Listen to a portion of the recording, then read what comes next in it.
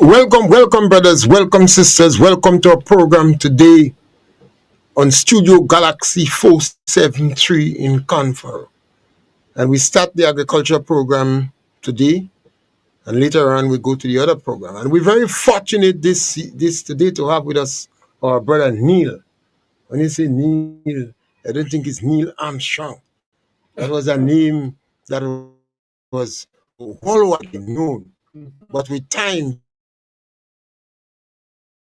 people forget that thing.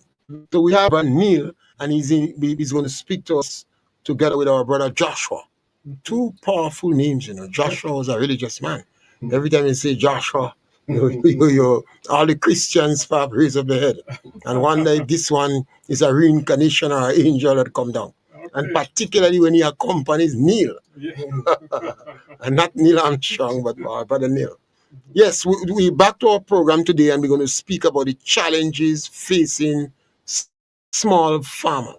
We're going to specify Grenada, but the challenges facing small farmers face them all over the world. We're going to zero in Grenada, because when we say small farmers in Grenada, it more work out like micro farmers. Yeah. We have some big farmers, and the majority of farmers in Grenada is under 10 acres of land. That is to be theoretically correct. But when you want to be very practical, it's under 3 acres.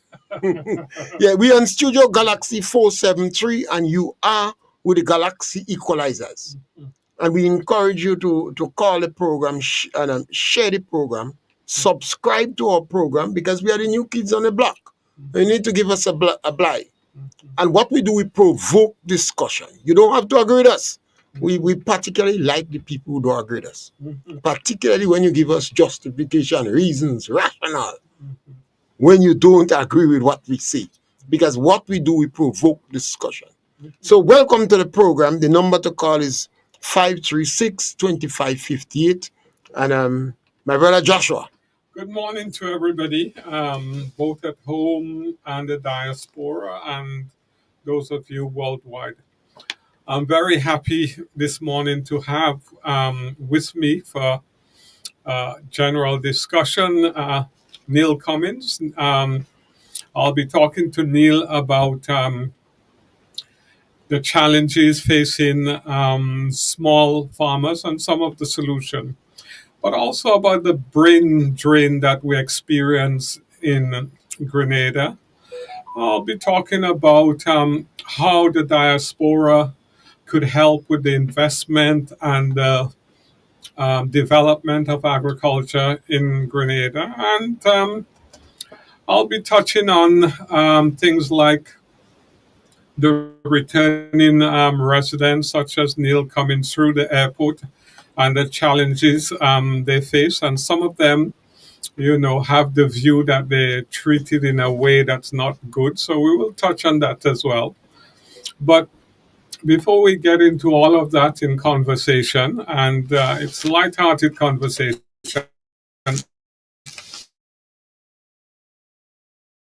I just want to put what's going on. Most of us, well, almost all of us have grown up with what we call a rule-based world. So there's rules in the world that govern us. With the advent of the new president in America, we're in a different world. It's a world where people are still trying to find themselves. A lot of people all around the world are feeling that the way that President Trump is trying to go, it's going to isolate America because everybody else is going to gang up on America, and you cannot have a system where it's America first and the rest of the world second. That is just going to cause conflict. You can't have a world where you just use tariff willy-nilly, because most of the economists believe that's going to cause a major recession, and they're kind of counting down to that. So we're in a different world, different times. And what we have to think about is, how does that impact on little tittery Grenada? What impact will it have? What impact will it have on our small farmers? How can we find solutions in terms of the small farmers. So these are the issues that confront us. So, as we say on the program, you can't sit back and hope that it will be okay. We have to take an active stance and see how we can make it okay.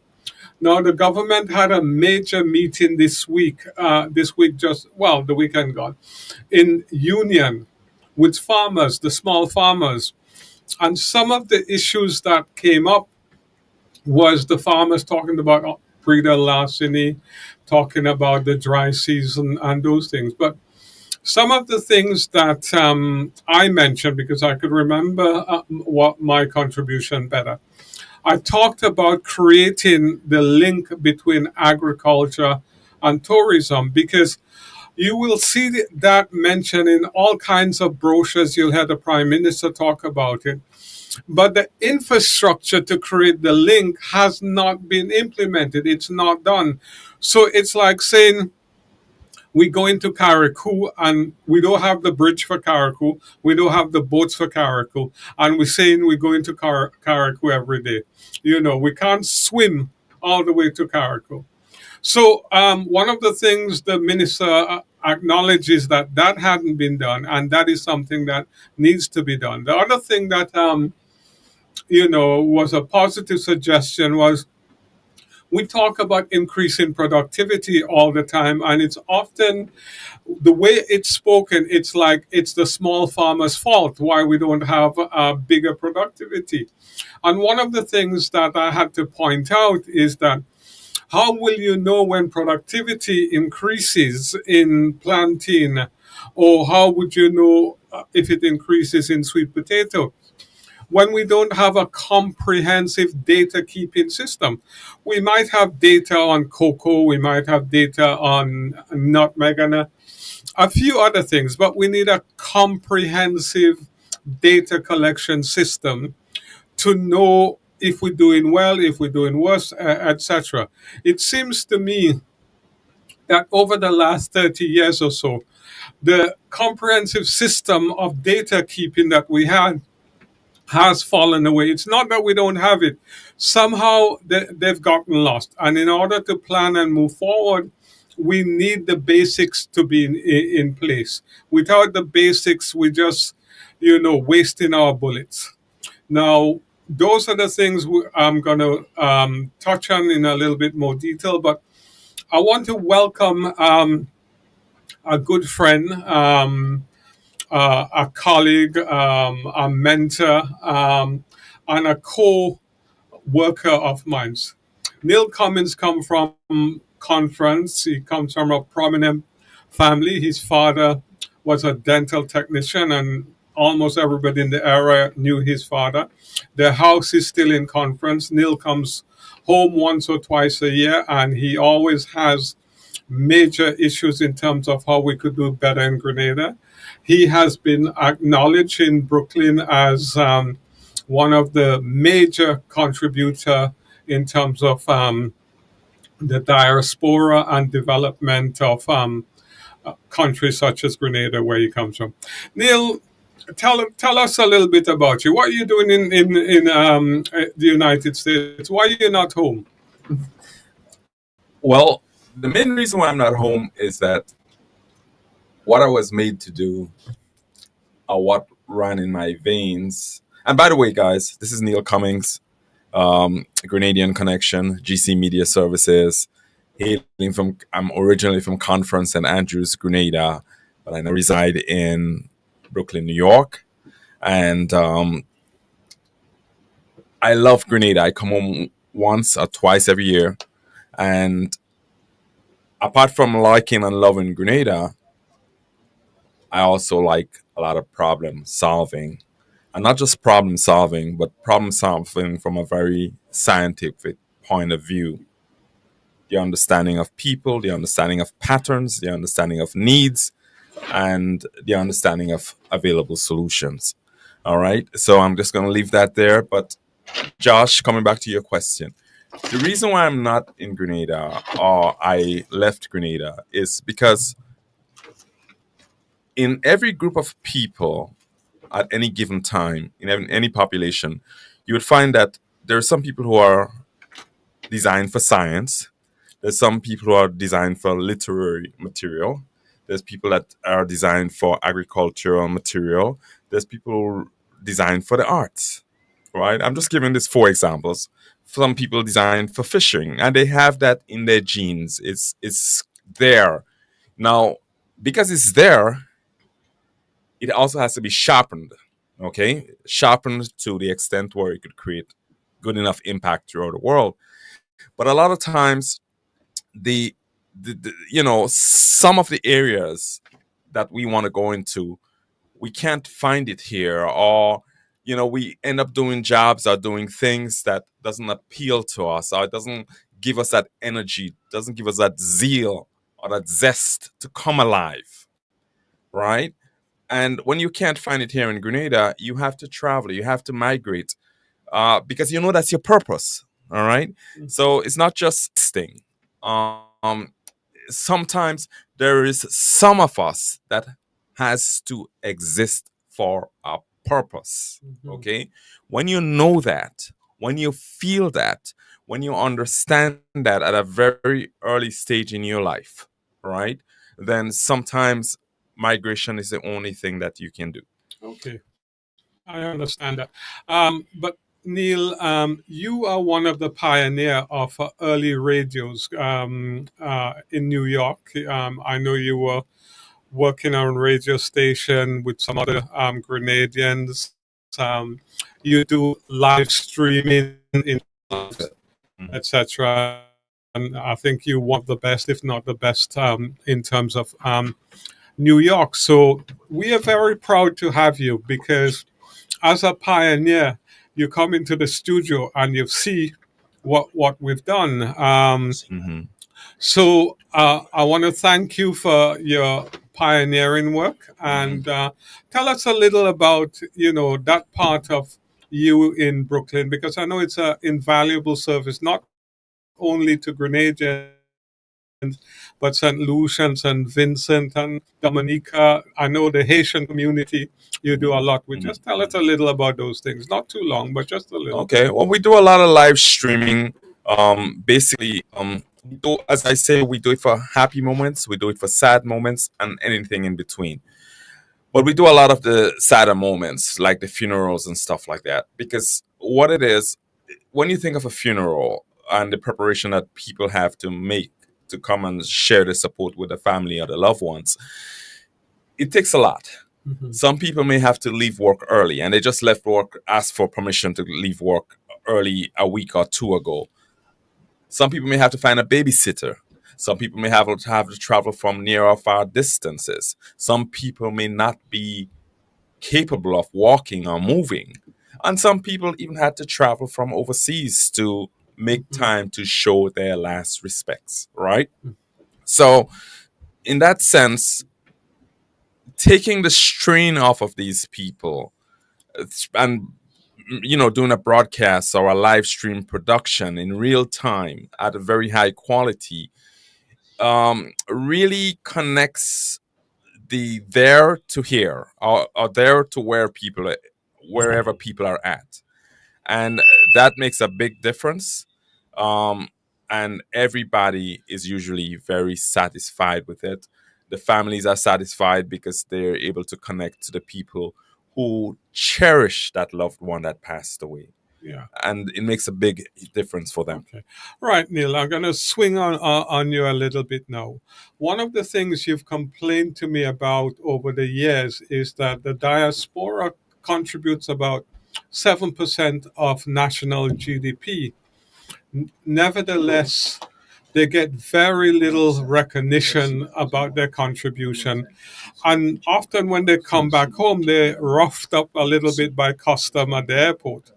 Now, I know that a lot of people have complained over the years, but I acknowledge the contribution that the diaspora makes. And I think for small farmers like myself, without the contribution from the diaspora, sometimes they can't buy seeds, they can't buy the spade, they can by their fork. I know with Beryl, the diaspora was integral. I saw the lines in Grenville.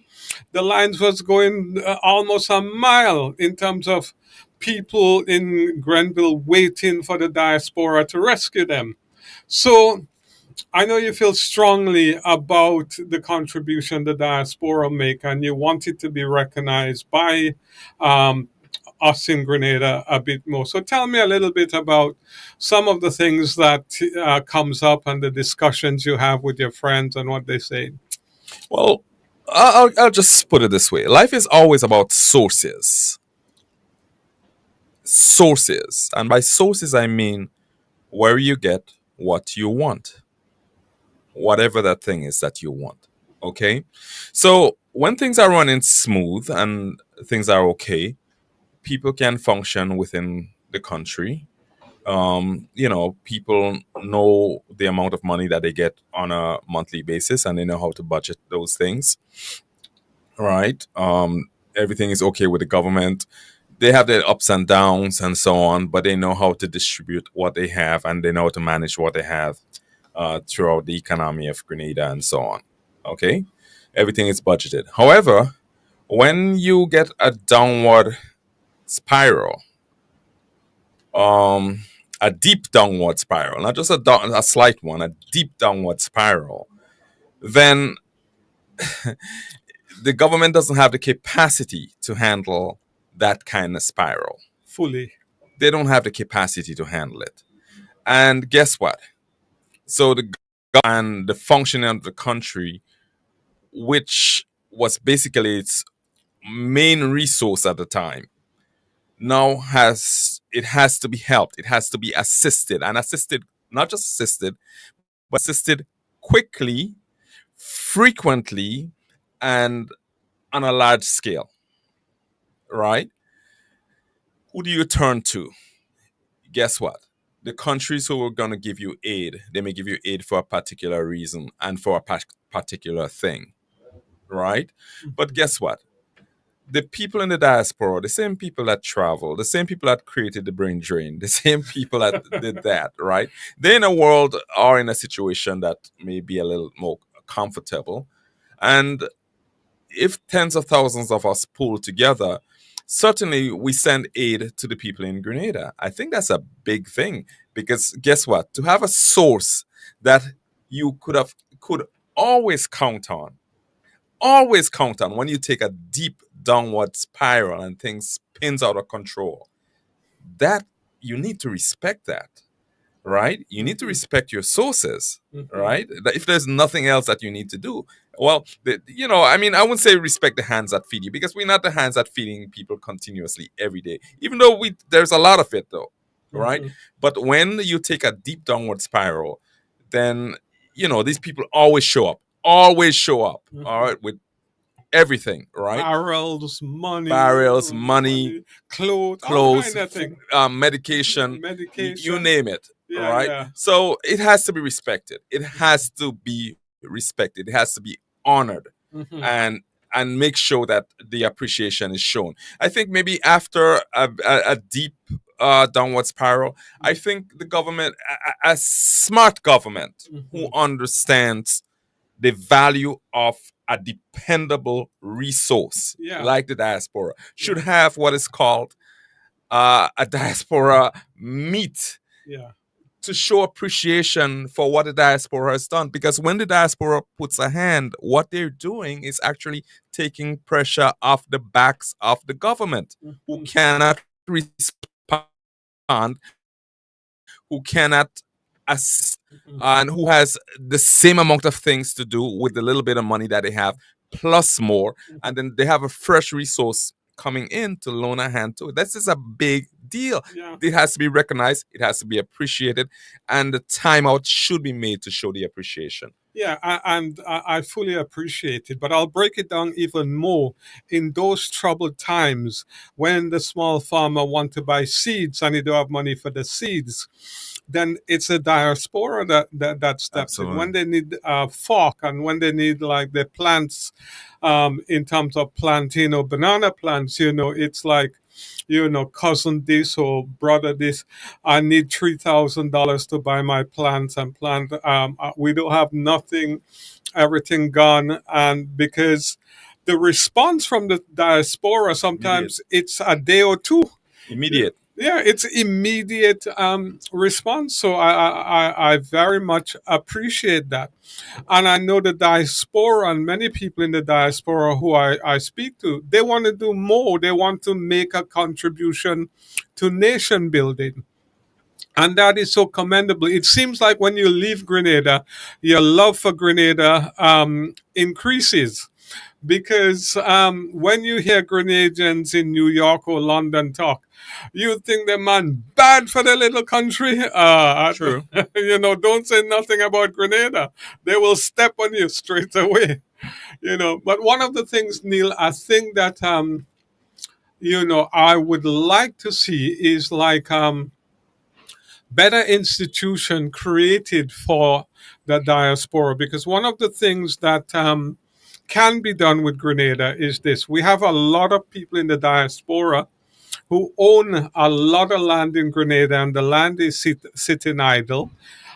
We need to see how we could utilize the land, get an agreement with them to utilize the land. And I know a lot of Grenadians, they don't necessarily have an idea to invest in Grenada or how to invest.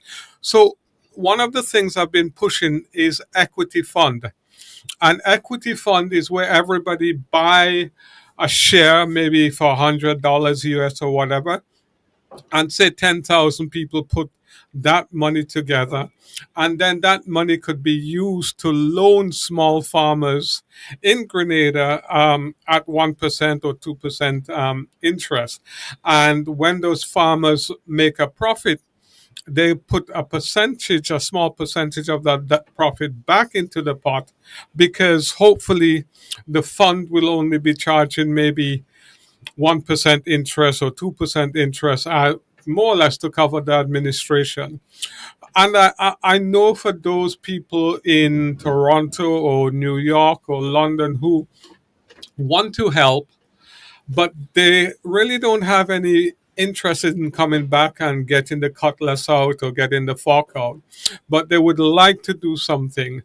Do you think something like that might appeal to people in the diaspora? What's your thoughts? Well, listen. Anything that comes from a human mind could work. Mm-hmm. There is no doubt about it. If you could think it, it certainly could be made into reality, Mm-hmm. right? Because that's what a vision is. And, we've seen all around the world what vision turns into. You had a piece of wasteland, somebody had a vision, and they put up a project there or they put up a building there, Mm-hmm. and the reality of this area, that space has changed, right?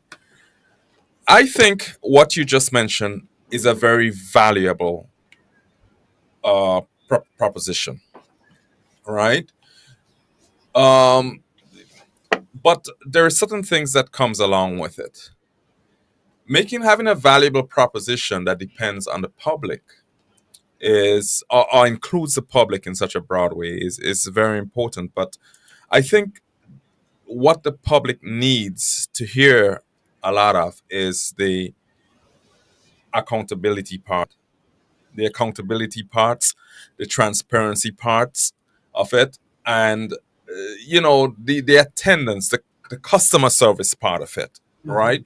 Because when you involved in the community in such a big way, or seeking community funds to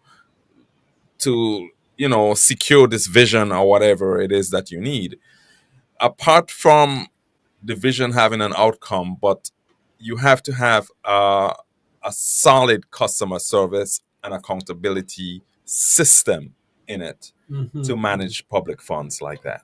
Okay. And public funds, and not just but the training of the operators or the farmers Mhm. or the system of the people who's going to be involved in it, making sure that these people, so what can you do it on a small scale? Mhm. Mhm. Can you do it on a small scale? Watch the operation, watch the players from both sides, Mhm. and demonstrate how you could generate an income for the farmers, for the public, and for the platform or for the institution that organizes Mhm. it, because all these three stakeholders is very important, and even for the government, Mhm. and not just for the government but also for the people who produce equipment and seeds and all those different things. Yeah. If you could demonstrate that on a small scale, Mhm. use 10 farmers Mhm. or 20 farmers, Mhm. use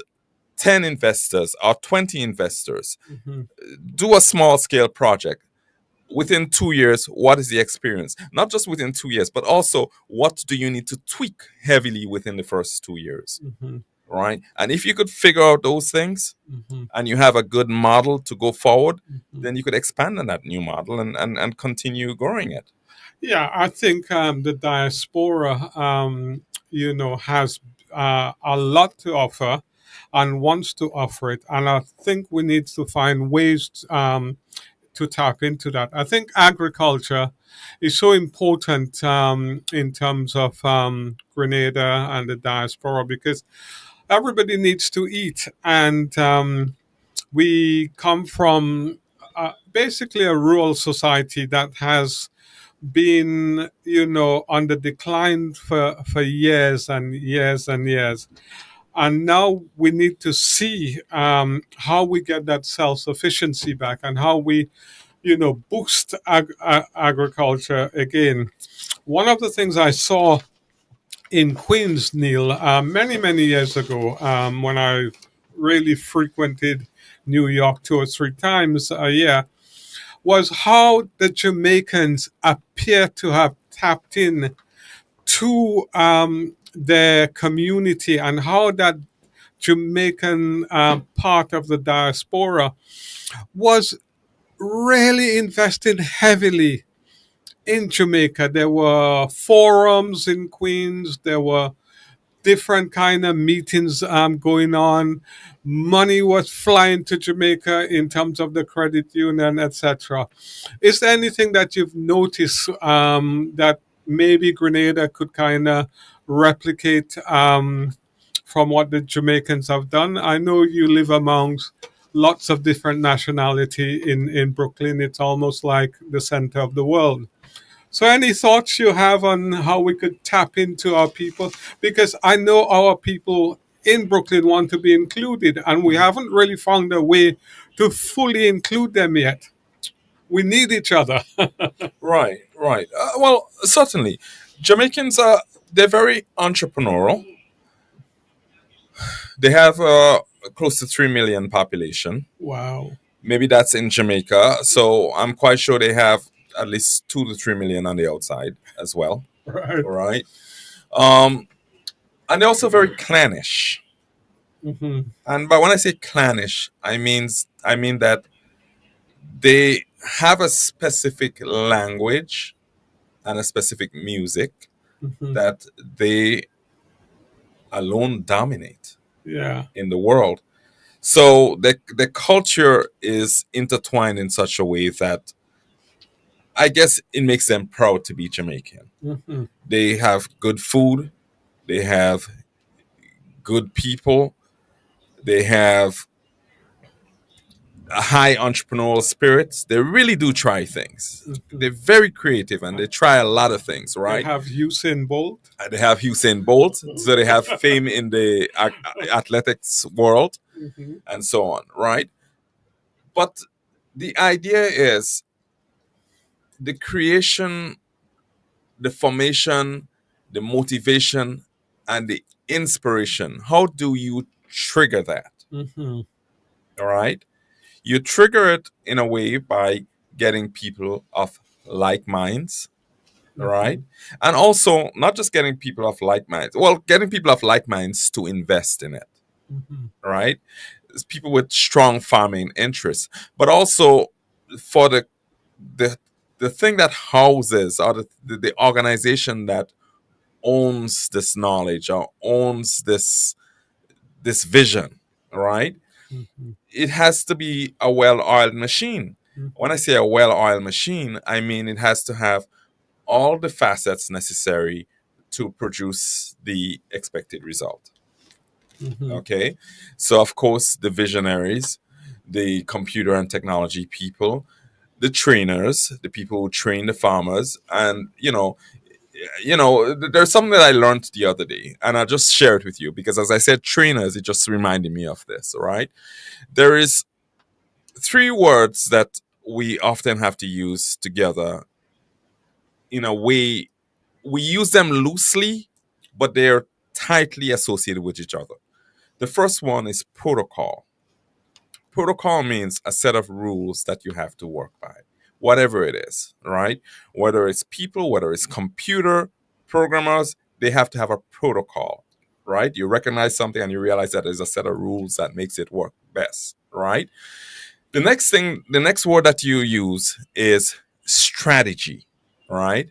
Strategy means, well, how do you get these set of rules to work with each other? What are the signs that you're looking for or the mishaps? Because when you're looking at rules, you're filtering out something. So you want to say, this one goes through, this one goes through. This one should go to the side. This one goes through, this one goes through, this one should go to the side. So that's a strategy, right?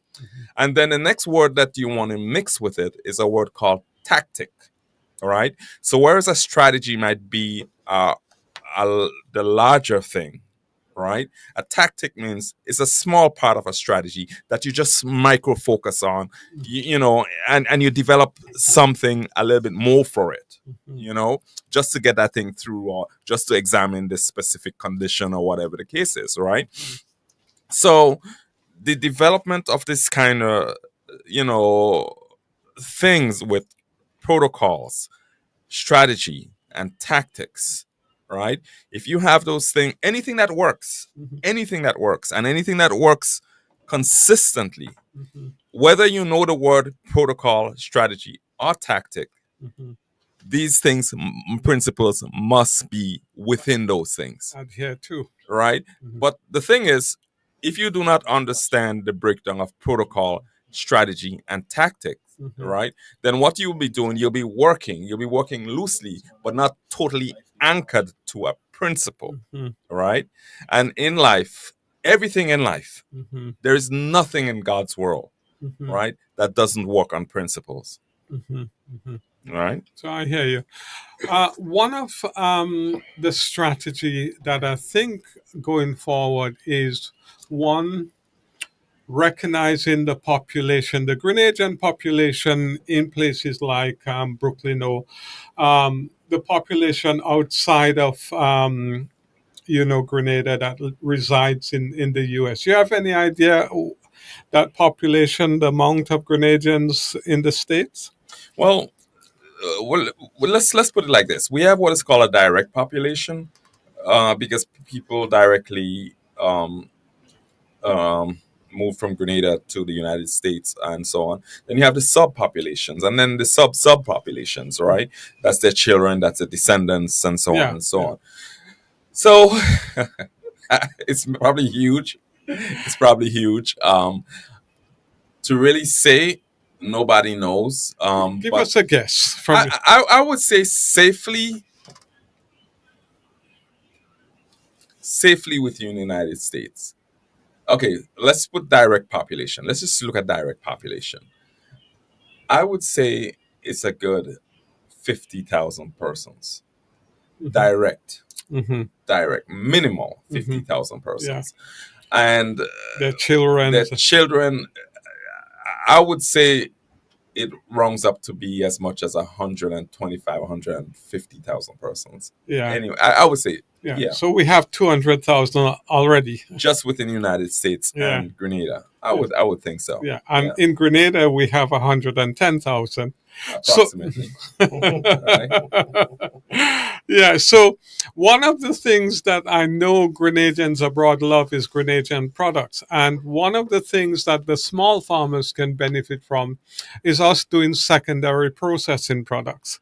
Now, in terms of doing those, the key things you always need in business is money, investment, etc. And then you need a market where that investment is going to go to. It seems to me it makes sense investing in secondary processing and shipping it up to the states where there's a big concentration, wherever there's a big concentration of Grenadian or Caribbean people. I think there's a potential market in those things. Obviously, price is an issue as well, but quite often the loyalty of Grenadians are so strong that they will support. Yes, it's always okay. So this is what I would say, right? Figure out how to make a quality product. Mm-hmm. All right. Figure out how to, and I'm gonna say it again. Figure out how to make a quality, and I'm gonna add something to it. Figure out how to make a quality product consistently. Mm-hmm. I'm not leaving out that word consistently, right? Figure out how to make a quality product consistently. Mm-hmm. And by consistently, I mean within 2 to 3% Mm-hmm. variations within, batches or whatever the case Mm-hmm. is, right? Or noticeable differences between Mm-hmm. batches, right? Yeah. Figure out also how to package that product in an eye-catching way or in an impactful way, Mm-hmm. right? And then the other things that comes along with it, such as um, reliable distribution, Mm-hmm. right? Dependable distribution, Mm-hmm. and also updates and stuff like that on product status, Mm-hmm. product quantity and quantity status, Yeah. product location status, that it places the orders. Because the thing that people do not want, not just people, so we're talking about two people don't want it: the person who's buying it and the person who's producing it. Mm-hmm. The things that they don't want is okay, if I'm buying it, what I don't want to do is get frustrated in my process of purchasing Mm-hmm. something from you, Mm-hmm. right? And what you don't want is the headache of, some people are calling and people are bombarding you with questions about a product that you have produced. Mm-hmm. Because what it does is it destroys the effort. Mm-hmm. It destroys the effort. It breaks the chain. It breaks the link. You got, in other words, as they say, you got to wheel and come again, etc., etc.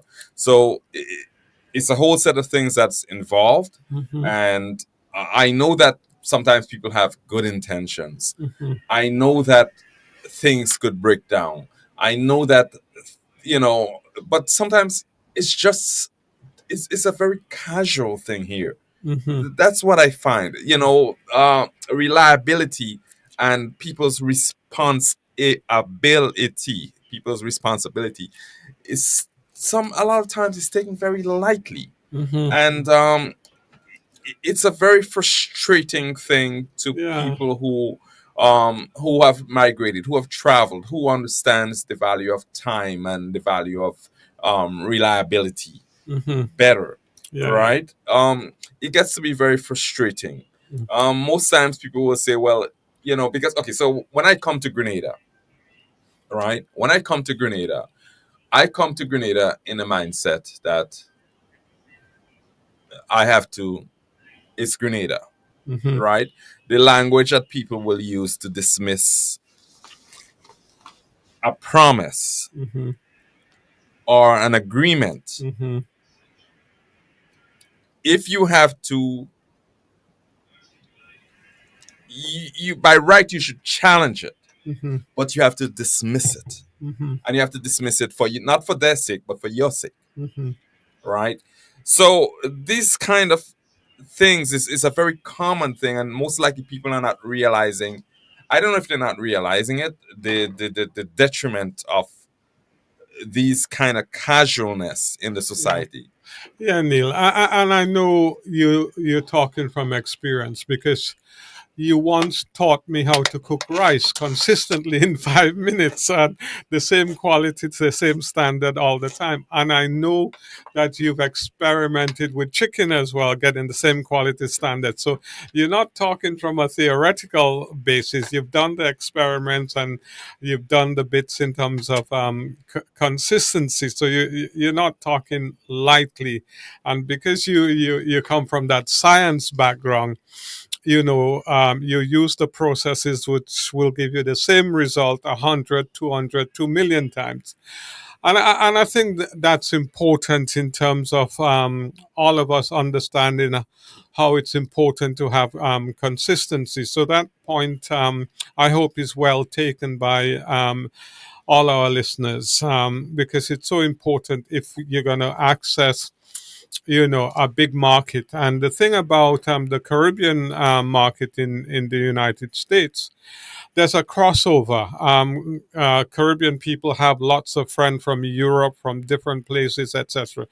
And they will be in the house and they'll be saying, well, where is that? Where can I buy it? So you have a crossover taking place when, your product gets to the United States. Just don't think it's just Caribbean people who are going to be buying it.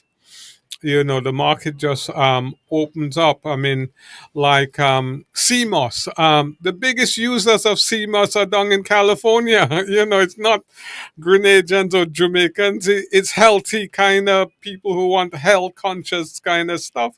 And, a big bunch of them is down in California. So, Yes. So you have to be aware that it might go to a Grenadian, but the market then opens up as you move forward. Just to add to that point, people don't necessarily like consuming too much of what they grow up on. Mm-hmm. It seems as though new things or foreign things that taste good attracts and appeals to them Mm-hmm. more or better.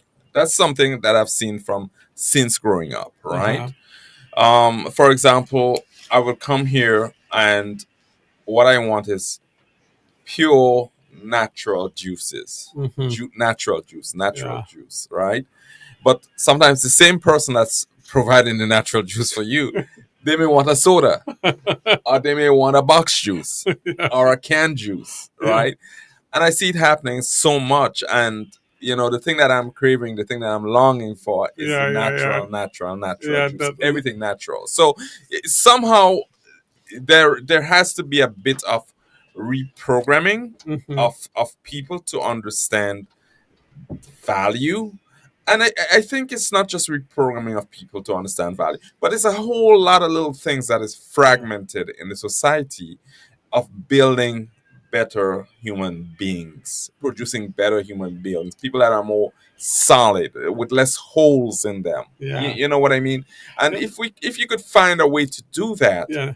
Neil, let me tell you what you mean. My family are involved in cargo vessels, the schooners. yes. So we go to Trinidad every week and come back. And you know what I've seen since I was a little boy? Mm-mm. Yeah, the boat is loaded up on Friday with all fresh produce, fresh this, fresh that. And when it comes back, it come back with canned soda, canned this, canned that. And I'm thinking to myself, what is going on here? We give all the nutritious stuff to Trinidad and we take all the kind of processed, flavored stuff, not even real things. And I'm not saying we shouldn't have trade with Trinidad. We should. But I think we must become aware of how the trade is going and what we're doing. It's we well overdue in terms of secondary processing some of the stuff that we have in Grenada. And as you say, people want a can this and a box this, and they don't realize that they have the best. Yes. Yeah. Well, okay. So when you look at secondary processing, why is it so? Think about what's happening in the mind of the person who purchases it, right? There's several things that happen. Number one, it tastes good on the tip of the tongue, Mhm. right? First rule is a taste, right? Uh-huh. Right? Not only that, but it's also so easy to crack open a bottle versus to cut two lemon and cut two gospel and cut two lime and boil some guava to make some juice. Convenience. Right. The time, because convenience is a matter of compressing time and processes together, literally giving you a shortcut to get to the result that you want, which is to satisfy your thirst or quench your taste or whatever the case is. So convenience really beats a lot of things. That's why Milo beat cocoa tea. That's why instant coffee beat ground coffee, right? Because what it does is it compresses the amount of processes that people have to go through in order to get the result that they want. So the convenience, because I once listened to somebody talking about our ground provision, and he was a Grenadian as well, but lived abroad a lot. He was into marketing, and he was saying it's the convenience that we need to look at when we want to sell our dashing. Why can't we peel it and put it in a bag and put it in the supermarket? Why can't we peel our yam and so people take it home, wash it, and put it in their pot? And so that is something that we probably have to concentrate on in terms of that secondary processing of products. But we say it and we listen to it in the lecture and then nothing is done about it. So there has to be a drive. How do we implement? Well, but you still have some situations, because the other situation is cost, right? Because time to cook, even if you do the cutting and the chopping of it, it still requires time to cook, right? And time to cook also requires another resource, which is gas, right? So it still comes back to money that is spending plus time that is spent to get the result. Okay, like we say, it's more nutritious, it's better for you, it's healthier, etc., etc.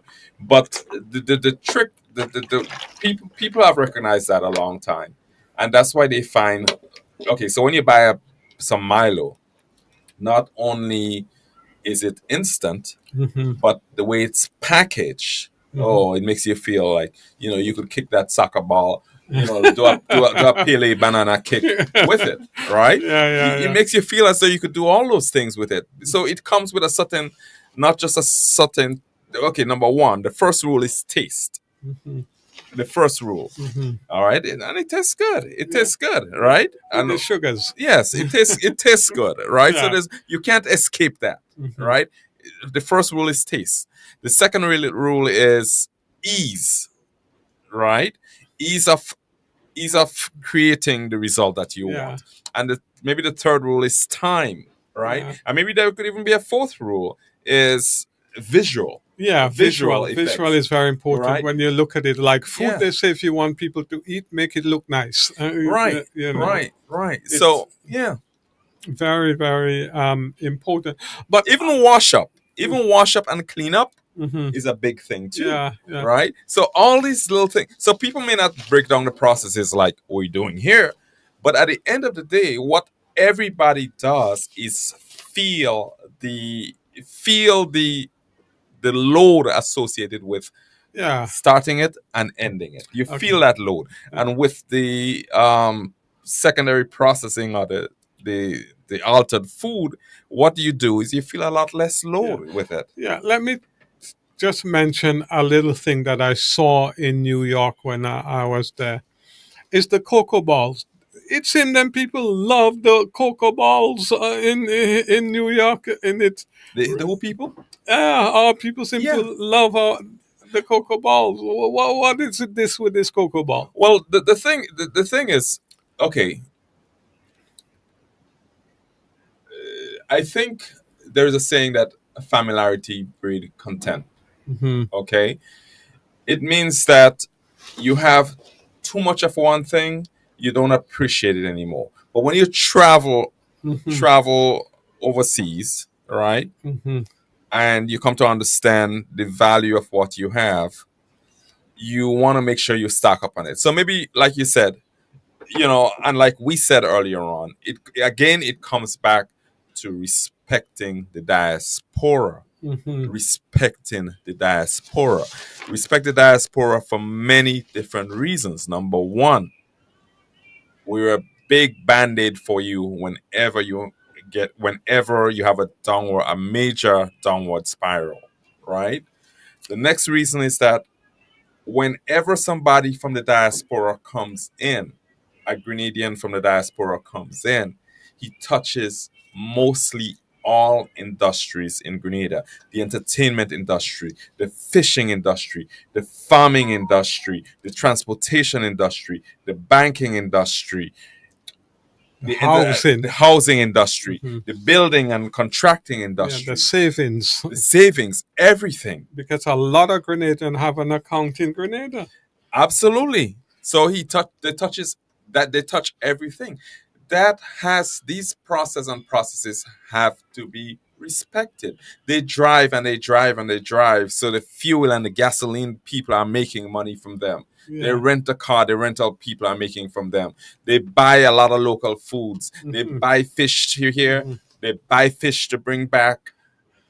They support the local vendors because of all the things that they didn't. And sometimes they come and they're supporting a whole family of 20. Yes, yes, and friends, family and friends, right? Yeah, yeah. They have a little party. They will do that more lavishly than the person who lives here, Yeah, right?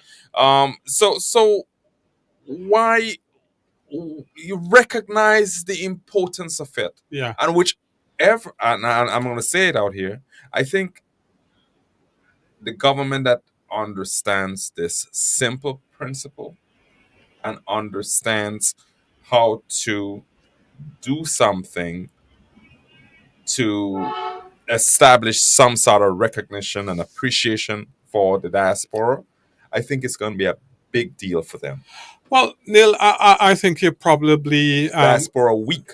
yeah, I think you're probably right on that, because what I've seen, and I've noticed it myself as somebody who lived away most of their life, is that there seems to be a concentration on the safety and security of tourists from Europe or Caucasian tourists from North America, etc. And a big deal is made about it, and it's like tourism sector. And to me, the biggest spend in tourism comes from the diaspora. Yes. When they come home, they have to bring for mother, for father, for uncle, for grandchildren. They have to rent.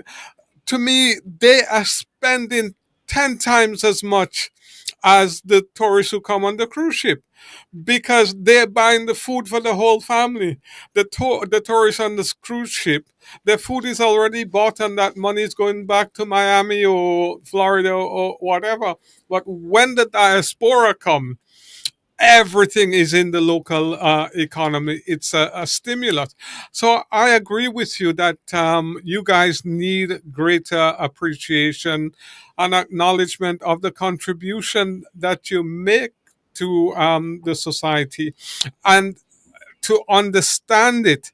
You can't just understand it in terms of, oh boy, my brother coming down, and when all you come for 4 weeks, 6 weeks, sometimes 3 months. So you're supporting that family for that length of time. A tourist come and on the cruise ship or whatever, they might take a little 2 weeks in the hotel. They might overnight on the cruise ship. So I do believe we have to kind of readjust and rethink. It's almost like we need to decolonize our mindset in terms of what is tourism, because when people say tourism, they think of a white person coming off a boat or coming off a plane. They don't think, oh, this person's coming from Brooklyn and they're Grenadian national, etc.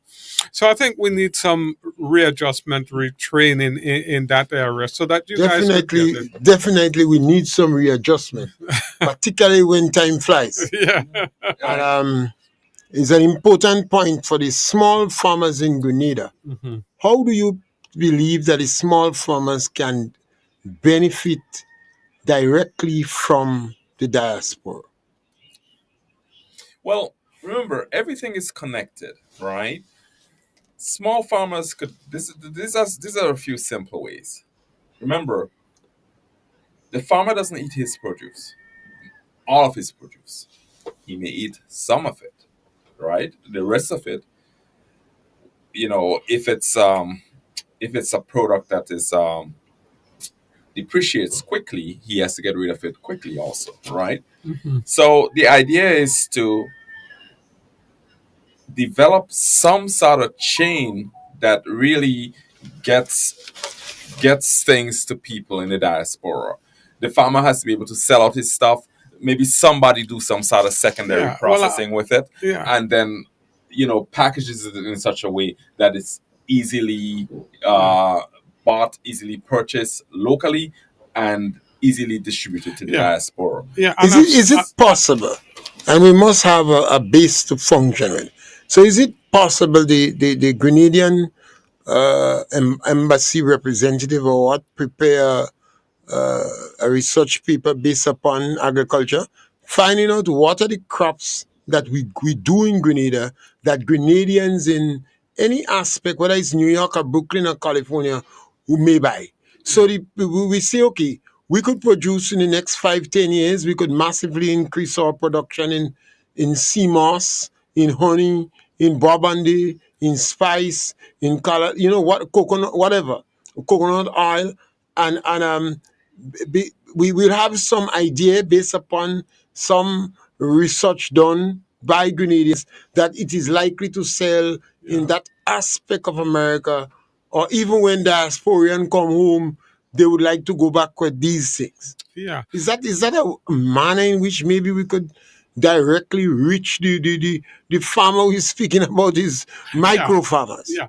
Well, when I'm in New York, it's usually I hang out with Neil, and we go to a place called La Bay Market, and we also go on that street as well, a restaurant, a Grenadian restaurant there. And La Bay Market already has a little protocol in terms of doing what you're talking about, because you can get the soursop there, you can get the cocoa balls, you can get a number of Grenadian products. But I think it needs to be updated and upgraded, and it needs to be more widely available in Brooklyn. But and perhaps our agriculture department here could give these things a push in terms of information. Take for instance, would Labe Market be able to sell 1,000 drum a year? Maybe people in Brooklyn might want to sell to buy a drum for the children, or a shell for the children, or a sandbox thing for our rosary made from local beads for the children. There's an opportunity for a similar business to Labe Market to expand under a bigger roof, because all credit to the fellow who owns Labe Market. I think he's done a great job, but I think the market has moved on, and there's room in the market for others bigger and better, as you say. But, the Bobonde, I don't think we've really marketed. We haven't even marketed it in Grenada yet, alone in Neil, New York. the diaspora sometimes, I know the diaspora sometimes feel let down how we treat them. For instance, we call them, in Barbados, it's called them Bajan Yankee. And we say, you just come back and all sort of thing.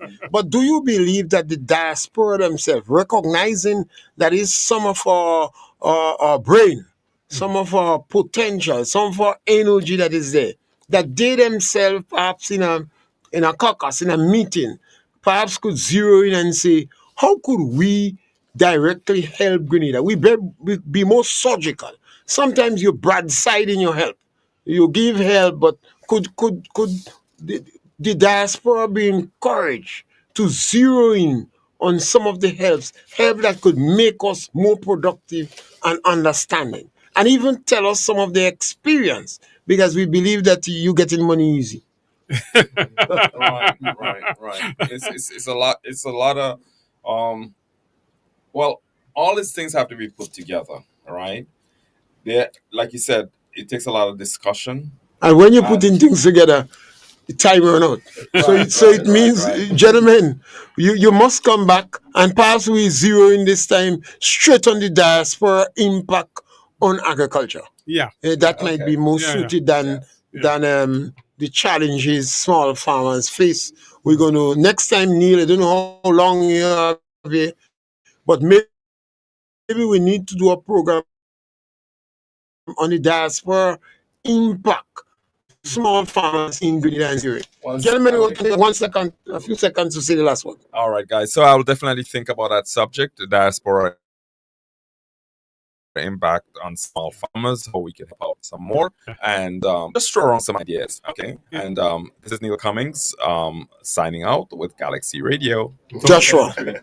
Thank you, Neil, for coming and sharing some of your thoughts, and thank you, the listeners, for listening. And those who listen to our program today, remember we provoke discussion. So next time we'll try to rope in Neil as soon as possible on the diaspora impact to small farmers in Grenada. And we want farmers be aroused, interested, and farmers don't have to greet us. All of our brothers and sisters in diaspora outside of, well, the diaspora always outside of Grenada, unless they come in. We want to think about what ways would have a better impact on small farmers in Grenada. Thank you very much. Galaxy signing out. Thank you.